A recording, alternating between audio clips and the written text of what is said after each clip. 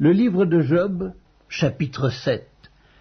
Le sort de l'homme sur la terre est celui d'un soldat, et ses jours sont ceux d'un mercenaire. Comme l'esclave soupire après l'ombre, comme l'ouvrier attend son salaire, ainsi j'ai pour partage des mois de douleur, j'ai pour mon lot des nuits de souffrance. Je me couche et je dis, quand me lèverai-je, quand finira la nuit? Et je suis rassasié d'agitation jusqu'au point du jour. Mon corps se couvre de verre et d'une croûte terreuse, ma peau se crevasse et se dissout, mes jours sont plus rapides que la navette du tisserand, ils s'évanouissent, plus d'espérance. Souviens-toi que ma vie est un souffle, mes yeux ne reverront pas le bonheur. L'œil qui me regarde ne me regardera plus, ton œil me cherchera et je ne serai plus. Comme la nuée se dissipe et s'en va, celui qui descend au séjour des morts ne remontera pas. Il ne reviendra plus dans sa maison, et le lieu qu'il habitait ne le connaîtra plus. C'est pourquoi je ne retiendrai point ma bouche, je parlerai dans l'angoisse de mon cœur, je me plaindrai dans l'amertume de mon âme. Suis-je une mer ou un monstre marin pour que tu établisses des gardes autour de moi? Quand je dis « Mon lit me soulagera, ma couche calmera mes douleurs », c'est alors que tu m'effraies par des songes, que tu m'épouvantes par des visions. Ah, je voudrais être étranglé, je voudrais la mort plutôt que ces eaux. Je les méprise, je ne vivrai pas toujours. Laisse-moi, car ma vie n'est qu'un souffle. Qu'est-ce que l'homme pour que tu en fasses tant de cas, pour que tu daignes prendre garde à lui, pour que tu le visites tous les matins, pour que tu l'éprouves à tous les instants? Quand cesseras-tu d'avoir le regard sur moi? Quand me laisseras-tu le temps d'avaler ma salive? Si j'ai péché, qu'ai-je pu te faire, gardien des hommes? Pourquoi me mettre en butte à tes traits? Pourquoi me rendre à charge à moi-même? Que ne pardonnes-tu mon péché, et que n'oublies-tu mon iniquité? Car je vais me coucher dans la poussière, tu me chercheras, et je ne serai plus. Le livre de Job, chapitre 8. Bildad de Chouac prit la parole et dit: Jusque à quand veux-tu discourir de la sorte, et les paroles de ta bouche seront-elles un vent impétueux? Dieu renverserait-il le droit? Le Tout-Puissant renverserait-il la justice? Si tes fils ont péché contre lui, il les a livrés à leurs péchés. Mais toi, si tu as recours à Dieu, si tu implores le Tout-Puissant, si tu es juste et droit, certainement alors il veillera sur toi et rendra le bonheur à ton innocente demeure. Ton ancienne prospérité semblera peu de chose, celle qui t'est réservée sera bien plus grande. Interroge ceux des générations passées, sois attentif à l'expérience de leurs pères, car nous sommes d'hier et nous ne savons rien, nos jours sur la terre ne sont qu'une ombre. Ils t'instruiront, ils te parleront, ils tireront de leur cœur ces sentences. Le jonc croît-il sans marais? Le roseau croît-il sans humidité? Encore vert et sans qu'on le coupe, il sèche plus vite que toutes les herbes. Ainsi arrive-t-il à tous ceux qui oublient Dieu, et l'espérance de l'impie périra. Son assurance est brisée, son soutien est une toile d'araignée. Il s'appuie sur sa maison, et elle n'est pas ferme. Il s'y cramponne, et elle ne résiste pas. Dans toute sa vigueur, en plein soleil, il étend ses rameaux sur son jardin, il entrelace ses racines parmi les pierres, il pénètre jusque dans les murailles. L'arrache-t-on du lieu qu'il occupe, ce lieu le renie. Je ne t'ai point connu. Tels sont les délices que ses voies lui procurent, puis sur le même sol d'autres s'élèvent après lui. Non, Dieu ne rejette point l'homme intègre, et il ne protège point les méchants. Il remplira ta bouche de cris de joie et tes lèvres de chants d'allégresse. Tes ennemis seront couverts de honte, la tente des méchants disparaîtra. Le livre de Job, chapitre 9. Job prit la parole et dit: Je sais bien qu'il en est ainsi. Comment l'homme serait-il juste devant Dieu? S'il voulait contester avec lui, sur 1000 choses il ne pourrait répondre à une seule. À lui la sagesse et la toute-puissance, qui lui résisterait impunément? Il transporte soudain les montagnes, il les renverse dans sa colère, il secoue la terre sur sa base et ses colonnes sont ébranlées. Il commande au soleil, et le soleil ne paraît pas. Il met un sceau sur les étoiles, seul il étend les cieux, il marche sur les hauteurs de la mer, il a créé la grande ours, l'Orion et les Pléiades, et les étoiles des régions australes. Il fait des choses grandes et insondables, des merveilles sans nombre.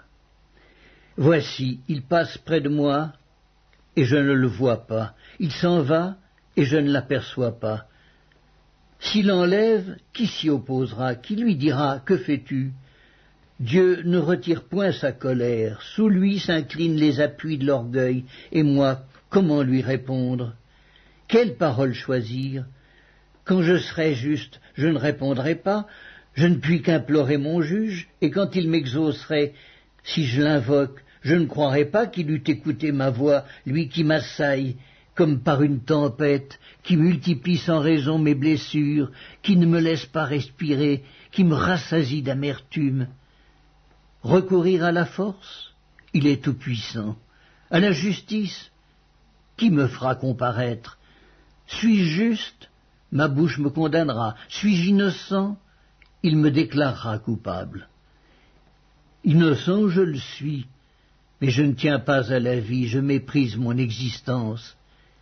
Qu'importe après tout, car j'ose le dire, il détruit l'innocent comme le coupable, si du moins le fléau donnait soudain la mort, mais il se rit des épreuves de l'innocent, la terre est livrée aux mains de l'impie, il voile la face des juges, si ce n'est pas lui, qui est-ce donc? Mes jours sont plus rapides qu'un courrier, il fuit sans avoir vu le bonheur, il passe comme les navires de jonc, comme l'aigle qui fond sur sa proie. Si je dis « je veux oublier mes souffrances, laisser ma tristesse reprendre courage », je suis effrayé de toutes mes douleurs. Je sais que tu ne me tiendras pas pour innocent, je serai jugé coupable. Pourquoi me fatiguer en vain? Quand je me laverai dans la neige, quand je purifierai mes mains avec du savon, tu me plongerais dans la fange et mes vêtements m'auraient en horreur. Il n'est pas un homme comme moi pour que je lui réponde, pour que nous allions ensemble en justice. Il n'y a pas entre nous d'arbitre.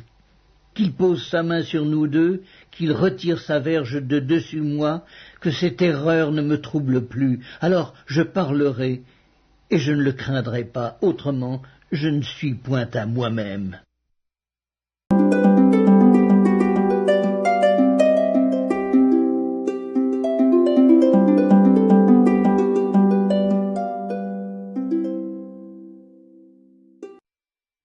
Évangile selon Luc, chapitre 6.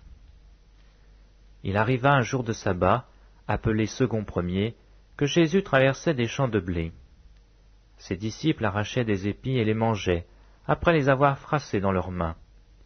Quelques pharisiens leur dirent, « Pourquoi faites-vous ce qu'il n'est pas permis de faire pendant le sabbat ?» Jésus leur répondit, « N'avez-vous pas lu ce que fit David lorsqu'il eut faim, lui et ceux qui étaient avec lui ? Comment il entra dans la maison de Dieu, prit les pains de proposition, en mangea, et en donna à ceux qui étaient avec lui, bien qu'il ne soit permis qu'aux sacrificateurs de les manger. Et il leur dit, le Fils de l'homme est maître même du sabbat. » Il arriva un autre jour de sabbat, que Jésus entra dans la synagogue, et qu'il enseignait. Il s'y trouva un homme dont la main droite était sèche. Les scribes et les pharisiens observaient Jésus, pour voir s'il ferait une guérison le jour du sabbat. C'était afin d'avoir sujet de l'accuser. Mais il connaissait leurs pensées, et il dit à l'homme qui avait la main sèche, « Lève-toi, et tiens-toi là au milieu. » Il se leva, et se tint au debout.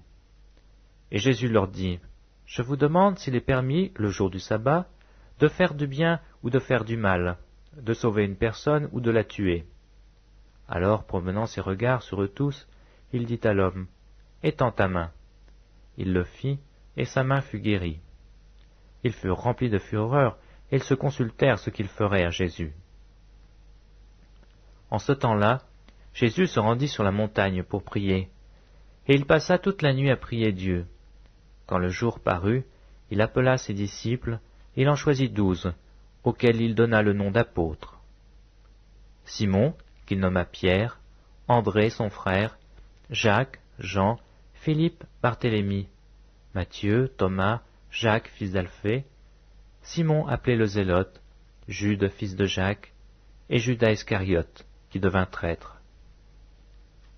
Il descendit avec eux et s'arrêta sur un plateau où se trouvait une foule de ses disciples et une multitude de peuple de toute la Judée, de Jérusalem et de la contrée maritime de Tyr et de Sidon. Ils étaient venus pour l'entendre et pour être guéris de leur maladie. Ceux qui étaient tourmentés par des esprits impurs étaient guéris, et toute la foule cherchait à le toucher, parce qu'une force sortait de lui et les guérissait tous. Alors Jésus, levant les yeux sur ses disciples, dit : « Heureux vous qui êtes pauvres, car le royaume des dieux est à vous. Heureux vous qui avez faim, maintenant, car vous serez rassasiés. Heureux vous qui pleurez maintenant, car vous serez dans la joie. Heureux serez-vous lorsque les hommes vous haïront, lorsqu'on vous chassera, vous outragera, et qu'on rejettera votre nom comme infâme à cause du Fils de l'homme. Réjouissez-vous en ce jour-là, et tressaillez d'allégresse, parce que votre récompense sera grande dans le ciel, car c'est ainsi que leur Père traitait les prophètes. Mais malheur à vous, riches, car vous avez votre consolation. Malheur à vous qui êtes rassasiés, car vous aurez faim. Malheur à vous qui riez maintenant, car vous serez dans le deuil et dans les larmes. Malheur lorsque tous les hommes diront du bien de vous, car c'est ainsi qu'ils agissaient, leur Père, à l'égard des faux prophètes. Mais je vous dis à vous qui m'écoutez, aimez vos ennemis, faites du bien à ceux qui vous haïssent, bénissez qui vous maudissent, priez pour ceux qui vous maltraitent. Si quelqu'un te frappe sur une joue, présente-lui aussi l'autre. Si quelqu'un prend ton manteau, ne l'empêche pas de prendre encore ta tunique. Donne à quiconque te demande, et ne réclame pas ton bien à celui qui s'en empare. Ce que vous voulez que les hommes fassent pour vous, faites-le de même pour eux. Si vous aimez ceux qui vous aiment, quel gré vous en sera-t-on? Les pécheurs aussi aiment ceux qui les aiment. Si vous faites du bien à ceux qui vous font du bien, quel gré vous en sera-t-on? Les pécheurs aussi agissent de même. Et si vous prêtez à ceux qui vous espérez recevoir, quel gré vous en sera-t-on? Les pécheurs aussi prêtent aux pécheurs, afin de recevoir la pareille. Mais aimez vos ennemis, faites du bien, et prêtez sans rien espérer, et votre récompense sera grande, et vous serez fils du Très-Haut, car il est bon pour les ingrats et pour les méchants. Soyez donc miséricordieux, comme votre Père est miséricordieux. Ne jugez point, et vous ne serez point jugés. Ne condamnez point, et vous ne serez point condamnés. Absolvez, et vous serez absous. Donnez, et il vous sera donné. On versera dans votre sein une bonne mesure, serrée, secouée et qui déborde. Car on vous mesurera avec la mesure dont vous vous serez servis. Il leur dit aussi cette parabole. Un aveugle peut-il conduire un aveugle? Ne tomberont-ils pas tous deux dans une fosse?